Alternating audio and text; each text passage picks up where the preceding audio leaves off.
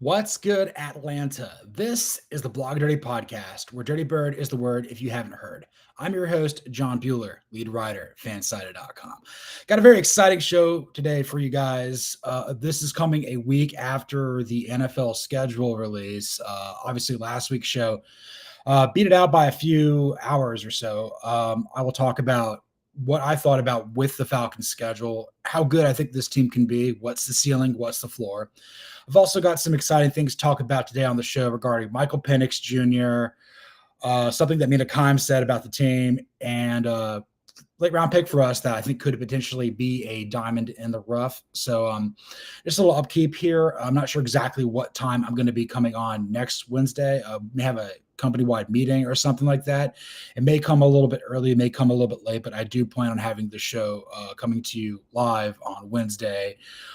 Just, I think, right after Memorial Day. Yeah, it's all getting confused. Memorial Day is pretty easy, or pretty early this year. Memorial Day should be easy, but it's not, and neither is watching or rooting for covering the Falcons, but this is what we've signed up for here. So let's get started with our first topic of the day with playoffs. You kidding me? Here's some of my extended reactions to what the Falcons did or what their 2025 schedule release looks like. They crushed it with the ATL cart concept, by the way.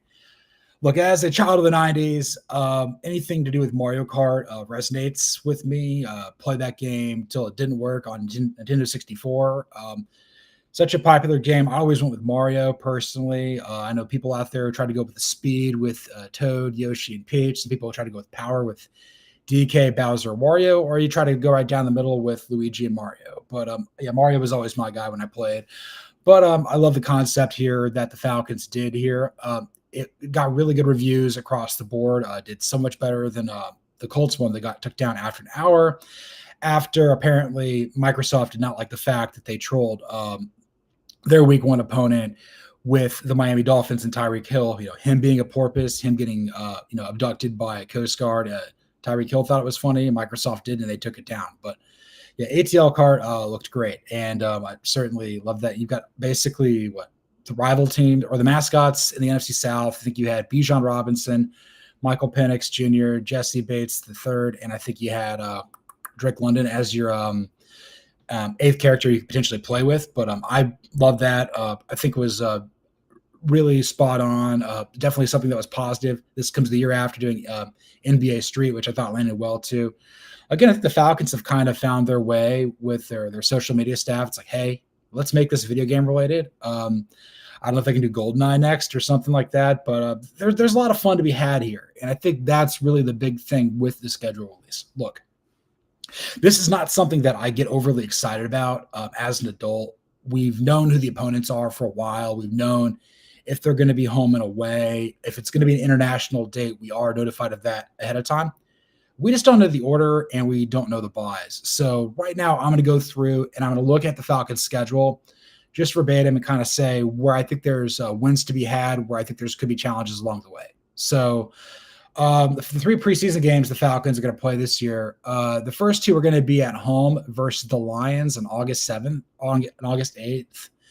Their second's going to be, at home on August 15th versus the Tennessee Titans. And then their last one's going to be on the road at the Dallas Cowboys on August 22nd. These are all primetime kicks.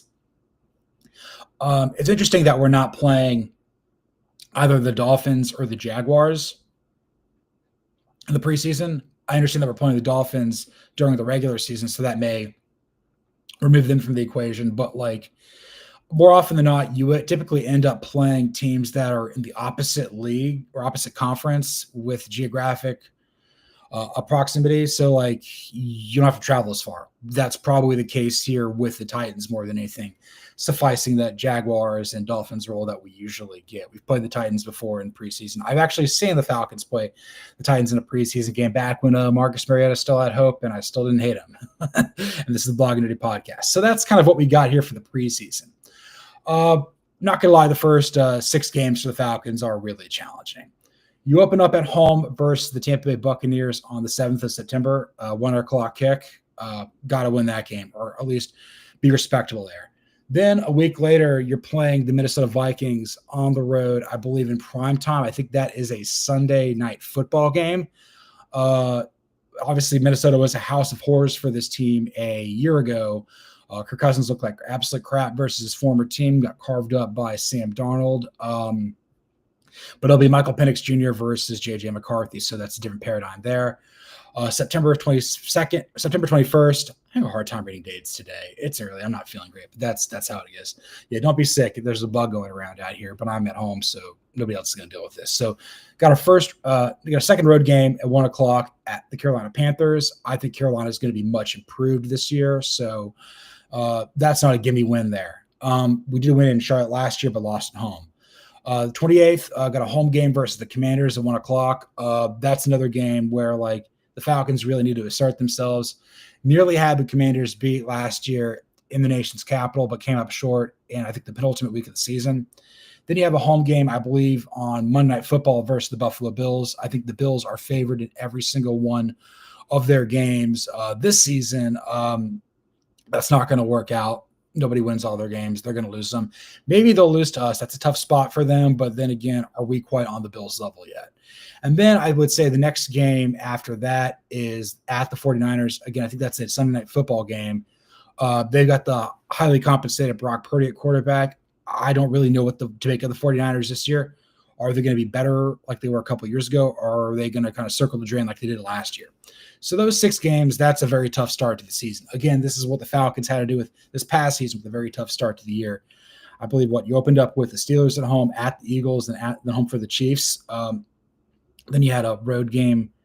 I think you had a home game against the Saints. It was tough there. But then it evens up. I think I believe the bye comes next after the October 19th game. No, there's a bye after the Commanders game in week 5 before the Bills game. That's where the bye is. So maybe that's an opportunity to regroup. Then it comes a stretch of games where I think the Falcons just need to clean up if they want to make the playoffs. You got a home date on October 22nd versus the Dolphins. Got to win that. Road date at the New England Patriots on November 2nd. Got to win that. Then you got a road game or an international game versus the Indianapolis Colts in Berlin. That could go either way, but if you really want to be taken seriously as a playoff team, you got to beat the Colts. Then, because right after that, you're coming back and then you're hosting the rival Carolina Panthers at home. Need to win that game, especially if you don't win the one in Charlotte earlier in the season. Then we have a mid-afternoon kick on November 23rd at 4:25 versus the Saints. It's going to be in their place. Hopefully you can try to steal a win there. Same sort of principle applies there a week later on November 30th at the New York Jets. Got to try to win that game. Hopefully on December 7th, you could take advantage and get revenge over hometown guy Mike McDonald and his Seattle Seahawks. You get them at home again. Thank goodness we're not going to be in the Pacific Northwest. You got to do that game. Then you got 2 tough road games coming up in the middle part of December at the Buccaneers. I think it's a primetime kick, 8:15. So that would be Monday Night Football, maybe. It doesn't matter. Monday Night or Sunday Night Football, but it's a primetime kick at the Buccaneers. That's a tough spot. Then you got a mid-afternoon kick at the Arizona Cardinals. That's a team that I think could be in contention to win the NFC West. Then you finish the year with 2 home games, another primetime kick at home. I believe that's a Monday night game versus the Sunday night game Sunday afternoon game at the Cardinals. Primetime game versus the Buccaneers. I think that's Thursday Night Football. Yeah, Buccaneers is on the road at Thursday night. And then you got a Monday night game versus the Rams at home, and then you finish the season at home versus the Saints. So middle of schedule is certainly very navigable. Ending could be a little tough. Beginning part of the season could basically determine how the season goes. Again, the Falcons are playing a second place schedule here. The Falcons are playing the AFC East in its entirety, and the Falcons are playing the NFC West in its entirety.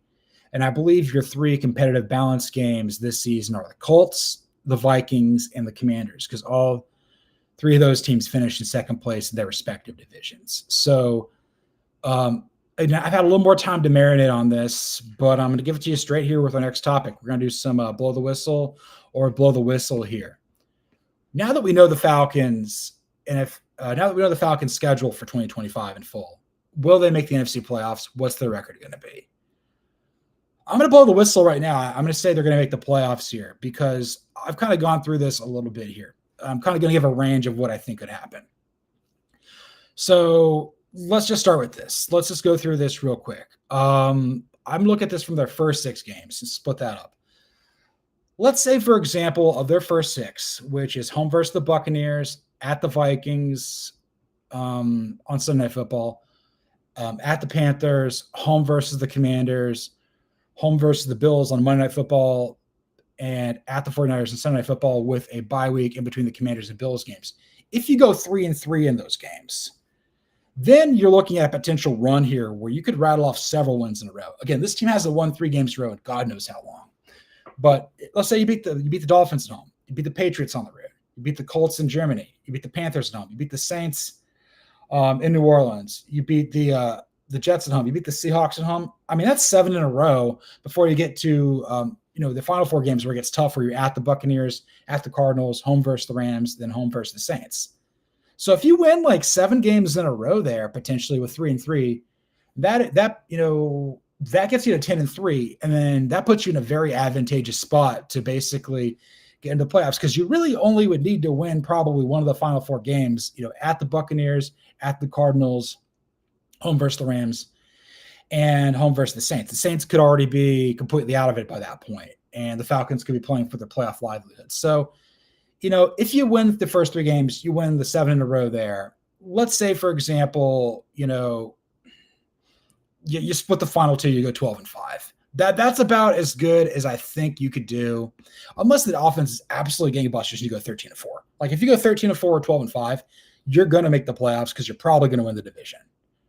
Now let's say, okay, so you split the first 3, you split the first 6, so you're 3-3, you split the last 4. So that's, I think you're 5-5 in those games. So it's your middle 7. So even if you go 5-2 in the middle part of your schedule, basically I'm talking like the Dolphins game through the Seahawks game, basically up to the Buccaneers game, the second Buccaneers game, the one in Tampa. Like if you go 3-3 to start, you go 5-2 in the middle, and then you go 2-2 in the final 4 games, you're 10-7. I think 10-7 is good enough to make the playoffs in the NFC. Now let's kind of go let's say worst case scenario. Let's say you go 1-5 for the first 6 games. Okay. Let's say you go 4-3 in the middle. That will get you to what? 5-8? And then obviously if you split the final 2, if you go 1-3 in the final 4, you're going 6-11. That's not good enough.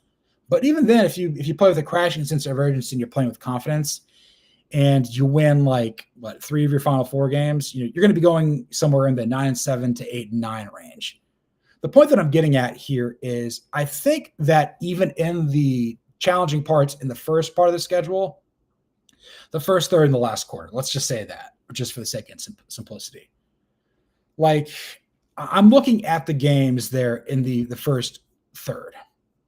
So of the ones on there, I don't think we're going to beat the Bills at home. That's probably the one I would say, I would be stunned if we did that. I feel that there's a lot of pressure to beat the Buccaneers at home because, you have to at least split the pair between the Buccaneers at home and the Panthers on the road. Because I don't think you can start the season out 0-3. I think there's a chance you could get the Vikings there. I'm just trying to sit here and I'm thinking about this. The more and more I look at the Falcons schedule, let's say we'll go 3-3 through the first 6 games. Let's say we go 5-2 in the middle third, basically Dolphins to Seahawks. I'd say I don't know, maybe we lose to the Seahawks, maybe lose to the Jets, maybe we lose to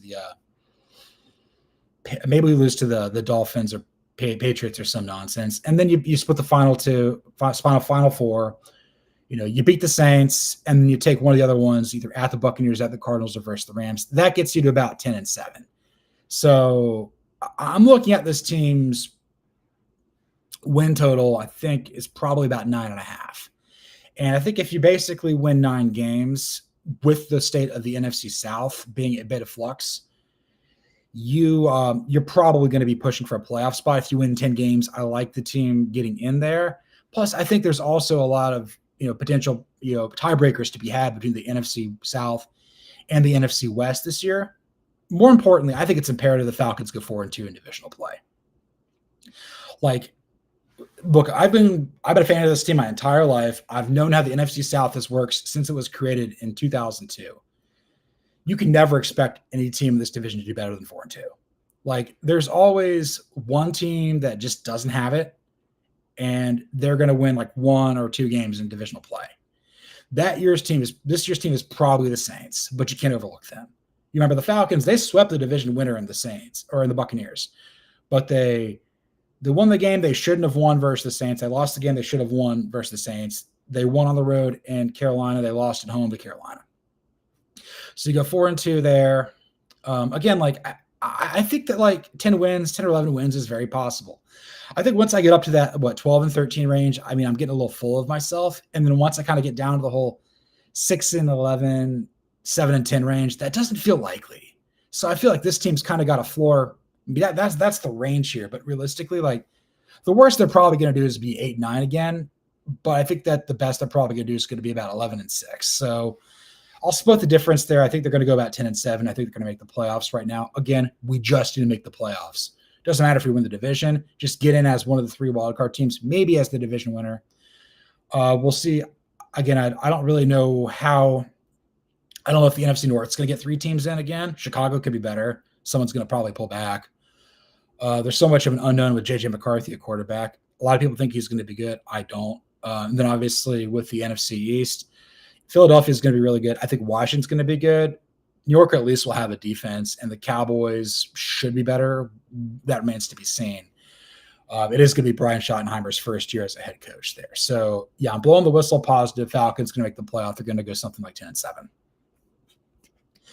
That was a lot of fun. Okay, I don't want to talk about schedule anymore. I can talk about it later. Maybe I'll talk about trap games later on, but right now let's inject ourselves with some big Penix energy. Came across an article, I believe, on the Atlanta Falcons website about the coaching staff raving about Penix. And, they're excited about working with him, excited about seeing what he can do, which I think excites us as fans. So a lot of quotes there from the offensive coaching staff, namely offensive coordinator Zach Robinson and I believe quarterbacks coach TJ Yates, I think new wide receivers coach Ike Hilliard had some comments as well. Really the big thing that I got out of that article on AtlantaFalcons.com, definitely check that out. Makes you feel really excited about the season ahead and what we could have with Penix. But the big thing is I think his arm talent not only just stands out to people who watch the game like you and I and everybody else who loves the Falcons or the sport, but it really stands out to the players and coaches. Like he can really spin it. Like there are a couple of throws he made last year.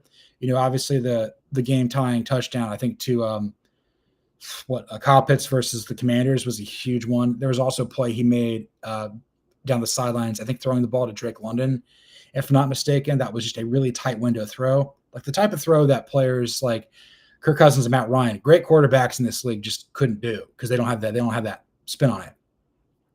I understand that people are going to probably pick apart the fact that like he didn't have the highest completion percentage, but he wasn't getting a lot of first team reps. I mean, he only took over as a starter in I think week 16 versus the hapless Giants.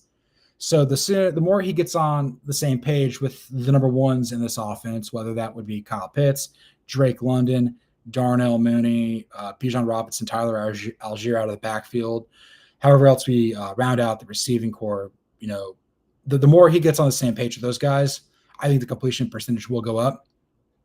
The other thing is it's coming in faster and it's coming in with a different spin. So the spin of a right-handed quarterback versus a lefty, like that's going to matter. I think the things that the coaches said that Penix can improve on, I think Hilliard said he implied that he could do better with playing, on script and in timing, trying to get the routes down with the receivers. Again, I think that comes with time and repetition. I also think that the other thing that is his footwork can be a little bit better. Obviously, he's not really going to be a mobile quarterback. He can move a little bit. Scrambling is not going to be part of his game. That wasn't a part of his game at Washington. That wasn't really part of his game in Indiana either. This is who he is. but like he can really zip it. That was very apparent from the moment I saw him playing on an NFL stage, first time versus the Dolphins in a preseason game last year. I'm like, okay, this looks a little bit different. I understand that Michael Vick could really spin it too. Didn't necessarily throw the most catchable ball, but like he got an absolute howitzer. Penix has that too, but it's, he's a pocket passer, so he's going to refine this. I think there are throws that he can make or he thinks that he can make that might get this team in trouble. But I also think that the other thing that they were saying from the data that they collected is there are like positive gains to be had with him making these attempts and making these throws. Like the Falcons are gaining more yards because he's willing to put the ball into tight windows or positions where that maybe another quarterback couldn't do. He has to improve his accuracy, but I think the velocity gets the ball out, not only gets the ball to spaces on the field that maybe other quarterbacks couldn't fit to, but I think it also extends the life of the play. Like if a quarterback does not have the gun that he does, then they got to get it out sooner. There's less time for the receivers to create separation from the defensive backs, the linebacking core, and what have you. But just his ability to get the ball there quickly is something you can't necessarily coach. Like you can work on footwork, you can work on, routes, you can work on, timing and rhythm and everything with that within the context of the offense and your receiving core. But I think more importantly, I think he just has like a really good feel of the huddle. He's a guy he's like a foxhole guy. That was obviously, I've spoken to Penix before. I did an interview with him shortly before the college football playoff when he was playing for Kalen DeBoer at Washington. Yeah, it seems like a lifetime ago. But like, he always kind of talks about like, it's always about the team. It's always about how good can we be as a collective, and that it's important for him to be locked in that moment because he understands that guys are going to be looking to him and turning to him for leadership. Like he's not like the most like verbose person, but he's not a mute. He's not quiet. He's just kind of a quiet, still kind of confidence. Maybe that's why the 49ers gave Brock Purdy all that money. He embodies that. That's why Brock Purdy was so good at times at Iowa State and had such success there with the 49ers. The other thing that I'm trying to remember who wrote this article for the Atlanta Falcons here. I believe it was, let's see. Okay, Will McFadden put that together. It's not if Michael Penix can be a guy. It's if he can be a problem for the other teams. And that right there really excites me. I think everybody across the league knows what he is capable of. And it may have come, as a bit of a shock to us that he was the number 8 overall pick. But again, like of the 6 quarterbacks that went in the top 12, like he was among the most pro ready. He just went to a situation where he wasn't going to start, which is kind of why the fit was odd. Like he's further along than JJ McCarthy, who was not really pro ready. Bo Nix was the most pro ready because he played for 5 years there between Auburn and Oregon. Penix had a lot of starts too, but he also had injuries. Obviously, Caleb Williams had a lot of starts there at Oklahoma and USC. Jaden Daniels had a lot of starts there at Arizona State and LSU. Obviously, Drake made the same sort of thing in North Carolina. So, like a lot of those quarterbacks in the previous draft, had a lot of reps in the college game, playing a lot of notable programs, and I think that's going to allow them to transition to the NFL much quicker. I think honestly, the Falcons were kind of caught by surprise that Penix was this far along.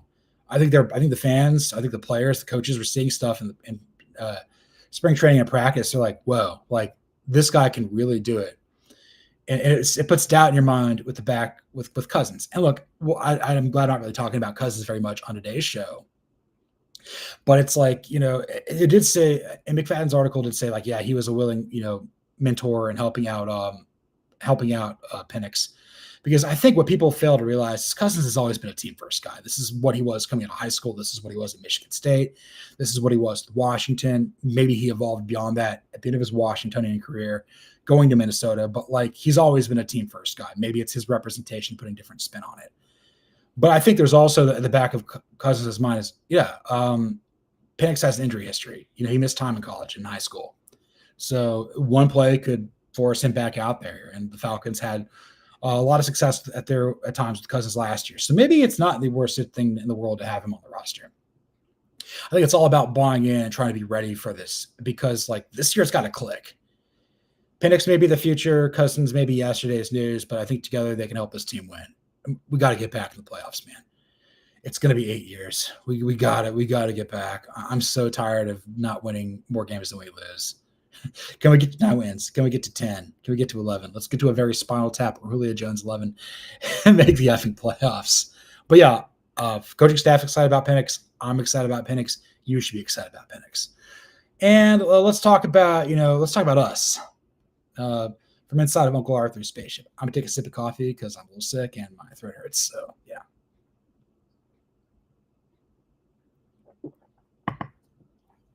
Glad that's still lukewarm. There's nothing worse than cold coffee. If it's on ice, it's fine. But the middle stuff, just not a fan of that. So follow me on this. So ESPN's Mina Kimes called Atlanta Falcons the best in the NFL. Here's why she's 100% right in this assessment. Look, it may have been a little more tongue-in-cheek than I probably would have liked, but I mean, she's a Seahawks fan. She grew up rooting for this team. I think that's where she grew up in Omaha. I think her dad's. So she likes the Seahawks and the Mariners. I think that those like her teams or whatever. But anywho, what she was saying is that over 60 plus years, Falcons fans have just been put through the ringer more than pretty much anybody else in the league. You know, they do not have back-to-back winning seasons for their first 46 years here. Matt Ryan gave us that, I believe, in 08 and 09. And we won a lot of games in a row, 8, 9, 10, 11, 12, and then it hit the fan pretty quickly. So we have that. The 2 Super Bowls we went to, we got embarrassed. Obviously, 28-3, don't need to talk about that. Obviously, the Eugene Robinson mess versus John Elway's Broncos. What a nightmare of a game that was.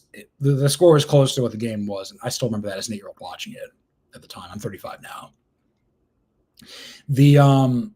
It's kind of like the thing that I think that I appreciate the most about Kimes, and I think Kevin Clark also chimed in as well, is I've been saying this since we've been starting the show. There really are no bandwagon fans left in Dirty Bird Nation. Like, you're here, you're along for the ride. There have been people that have hopped off. There's been a lot of people that I went to Georgia with. It's like, well, I'm going to be an Eagles fan because all my favorite Georgia players on there. The Falcons frustrate me, blah, blah, blah, blah, blah, blah, blah. This is my team. This is ride or die. The only way I'd change allegiances is if I have a son who ends up playing in the NFL and I got to support him. That's how it goes. This is my team, man. This is what I've signed up for. But I think the other really big key here with it is like there's a level of self-awareness that I think Falcons fans have that many of these other teams don't. Like, we know it's a mess. We know it's chaotic. We dunk on our own team all the time. We love our team. We hate our team at the same time. I think Kevin Clark probably said it. It's like you go to someone's house, it's a mess. And it's like, we know it's not a clean house. We're like, we're sorry, it's a mess. And I respect that. You know, this is who we are. You know, we have a very strong identity of who we are. Over the years, we've had so many fun and exciting offensive players. We've had so many guys that like to jaw on the defensive side of the ball. We've had some good teams. We've had some really mediocre teams. We've had some bad teams. I think the problem is we've never really had like the great head coach. It's amazing. Best head coach probably all time is Mike Smith, and we still ran him out of town. Dan Reeves is good. We ran him out of town. Dan Quinn's having a lot of success there in Washington. He needed to go, but we ran him out of town. And then obviously Lehman Bennett, we ran him out of town. Norm Van Brocklin, not that great, but we ran him out of town. The point that I'm saying is like this, the level of self-awareness that we have as a fan base, I think serves us. So when we're having a moment, I think people feel really excited for us because like we know we've run the gauntlet here. We've been through a lot. You know, we've been through so much nonsense over the years. You know, obviously I mentioned the Super Bowls. We've dealt with the Michael Vick fallout there. We've dealt with Jim Mora Jr. Playing Florida and then say, oh, I want to go coach Washington. And then he leaves. We dealt with the whole Bobby Petrino catastrophe. You name it. Obviously, you know, the Jared Glanville years, Jeff George, June Jones, just so much nonsense. That's hurt this team. Jeff Ulbrich this past year with Jax, like just whatever's going on here. But I guess really to say this is like, I look at other teams and I'll be self-aware here. I wrote an article for fanside.com yesterday saying that like, you know, maybe George Pickens hadn't earned his reputation there with the Steelers. Again, George Pickens went to Georgia. This is a guy who's the most talented wide receiver at Georgia I've covered and seen since AJ Green. I know he's a bit of a loose cannon. I know he's mercurial. I know he's a little bit different. But the Steelers fans just don't seem to understand that that they're causing issues here. Problem is they don't have guys behind them like Hines Ward keeping people in check. Mike Tomlin just runs a madhouse. They have failed to recognize that, Mike Tomlin's a problem.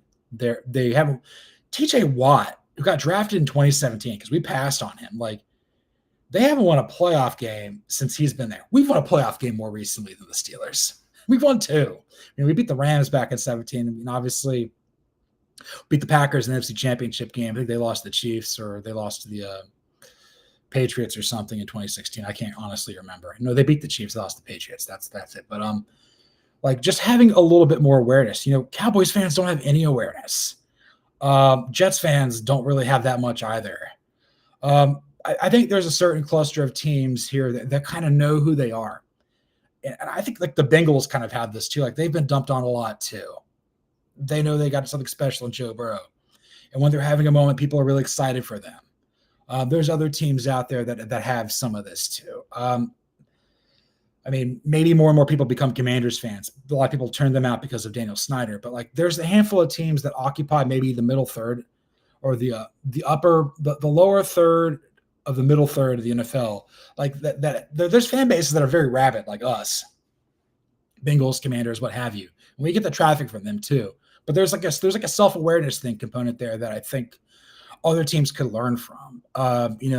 When I'll say this, when you deal with losing, when you deal with heartbreak, when you deal with dysfunction, and you still go back, you're not a sucker. You're just loyal. You're more loyal than a golden retriever. And I think that's what Mina Kimes says. So it's not always fun, but I'm happy and I'm blessed to be a Falcons fan, and you should be too. We're in this for the long haul. Eventually we're going to get the Texas Rangers win a World Series. We're going to win a Super Bowl before we die, but we can only hope.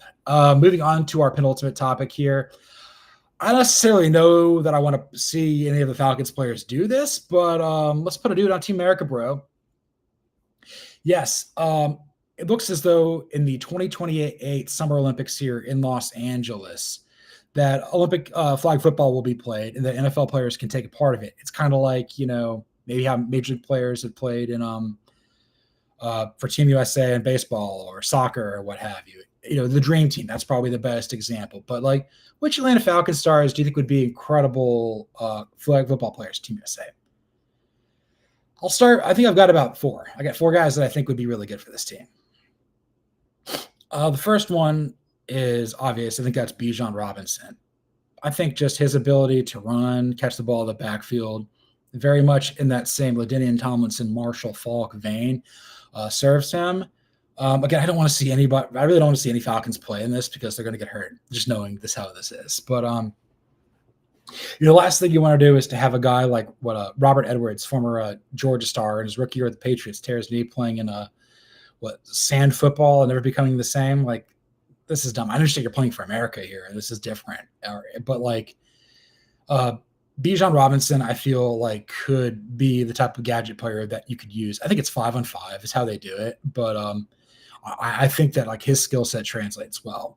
I think Michael Penix Jr. would be a good fit as well. Obviously, there's a lot of quarterbacks out there. Like Lamar Jackson could be good. Patrick Mahomes could be good. Those are probably the 2 guys that I would say would probably be the best at this. Probably Lamar Jackson, but Penix can really spin it. I think in this sort of thing where it's glorified 7-on-7 in some capacities, a guy that can really throw a tight spiral and get it to these athletes, I think could be served here. The 2 other ones are probably my 2 favorite ones. I'm going to go with my second favorite here. Let's put Jesse Bates III out there because 1, you got to have somebody playing defense. 2, I think a guy who plays safety or linebacker is probably best equipped to be able to, keep pace with these receivers and make tackles. Not going to really be a lot of offensive line play here. So even though Chris Lindstrom could probably be really good at this, as the best guard in football, I don't really see him doing much with this. But Bates, I think his ability to find the ball, to pick it off, to force fumbles, I think that he could wreak havoc on the defensive end. I think that runs counter to what a lot of people are thinking, and I think that's just a testament to how great of a talent he is. I think players like that, defensive backs who just make things happen, safeties, linebackers, this will work well in this game. And I think the best player that I think the Falcons have for this is Drake London. Former volleyball player, former basketball player. I think his ability to go up and get the football in this sort of situation, even without pads, being a physical receiver, I think this could work really well for him. I think he becomes more of the role of what a tight end would be. Like Kyle Pitts could be good, but like obviously his physical presence of being the younger version of essentially Mike Evans here, I think that goes a long way. So yeah, I think London's probably the best fit here. So I'll just say that the 4 Falcons that I would nominate for this are Bijan Robinson, Michael Penix Jr., Jesse Bates III, and Drake London.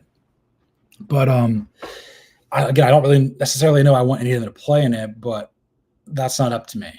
But again, this is so far away. This is in 2028 summer. Oh God, can you imagine like having some guys like, oh, we got hurt during the season and went out there and did that? Again, I don't know, but this is still early. The news of this kind of just broke late in the day yesterday, so we're gonna keep an open mind with this because I mean, obviously the dream team with NBA players playing in this, after the NBA season, like the 92 and the 96 teams did a lot for expanding the sport. So the Michael Jordans, the Clyde Drexlers, the Larry Birds, the Shaquille O'Neals of the world, I'm trying to think, Hakeem Olajuwon, the guys who played on either of those teams, like did a lot for the sport or basketball.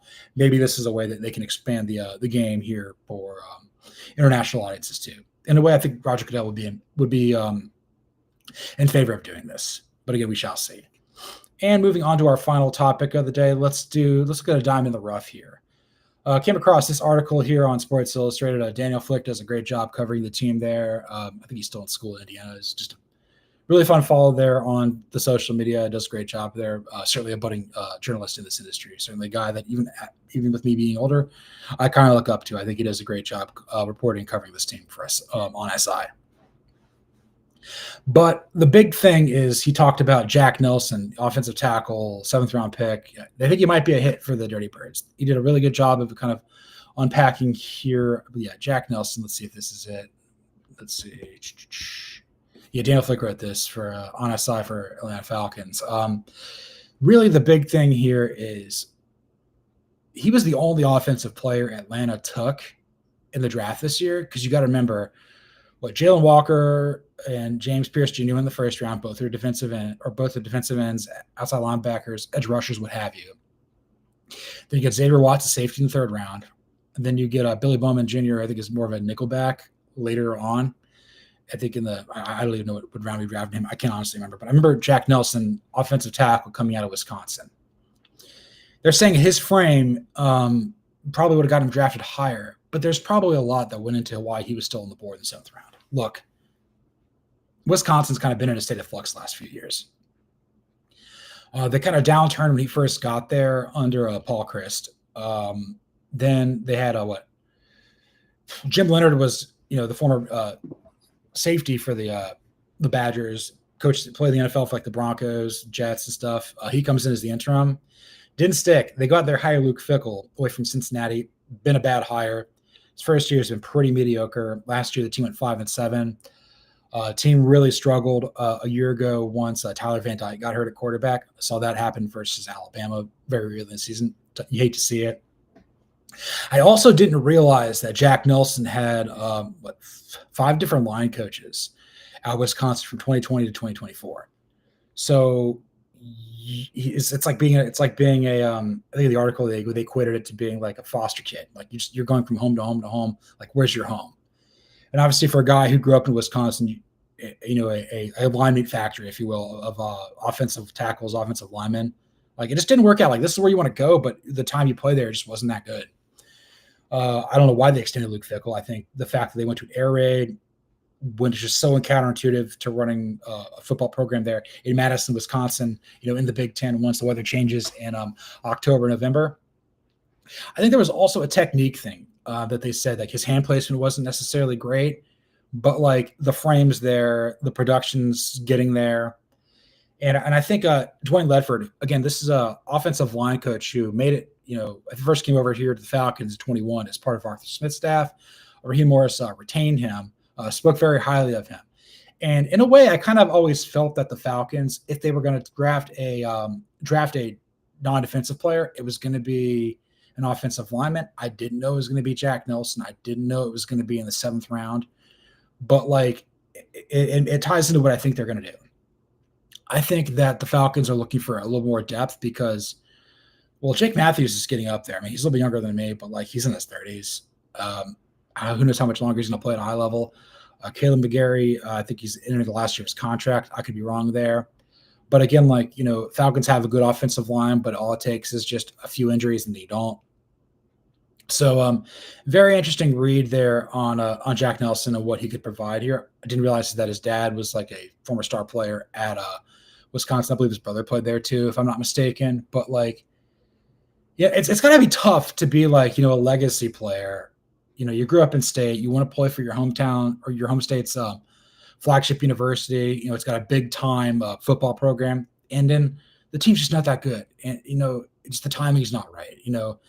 When I was in college and a little bit out of there, Wisconsin was great. I mean, Wisconsin was phenomenal in the 90s up into the mid 2010s. Then it's kind of pulled back a bit. I mean, this is a team that like regularly was playing in Big Ten championships. I mean, they would lose because they would always win the Big Ten West and lose to like Ohio State or Michigan or maybe Penn State, Michigan State. They'd always lose to whoever came out of that division back in the day. But I look at this as like, you're hoping and you're wanting that like your day 3 picks turn into players. I'm with Nelson as a 7th round guy.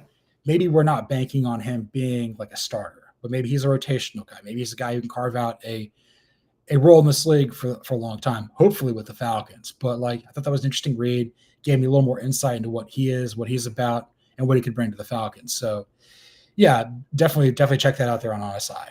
Part of, I guess, Minute Media Extended. So yeah, that was a lot of fun. All right, gonna get better at this.